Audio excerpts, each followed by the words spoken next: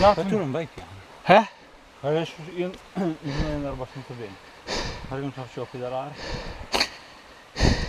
Io ho dato una pacca nel pezzo lì. Non ho capito, tu vai piano o non Adesso vai? sono abbastanza fortino. Non è che hai preso tanto, il primo Niagara è molto piano. Ma sai, te l'ho detto, prima ho giocato il jolly, un po' in fondo che il fondo non mi piace.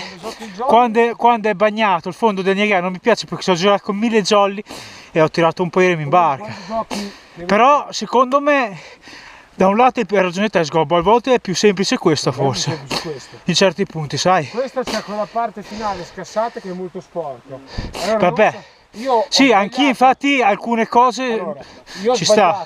appena entri. Dove c'è quei 2 o 3 dossi in successione. Bene. Dopo ce n'è un scapuzzo a destra che c'è una specie di corridoio. Sì. Io lì con le foglie sono andato nel corridoio, ho dato una pacca col pollicione. Ci credo perché è una buca coperta. Sì, ma mi sono fatto male canne. Fa male? Poi per fortuna che non mi sono capotato. Ingarugliato. Io canto, non muovo il dito. Davvero? Da lì non riuscivo più a stare in bici.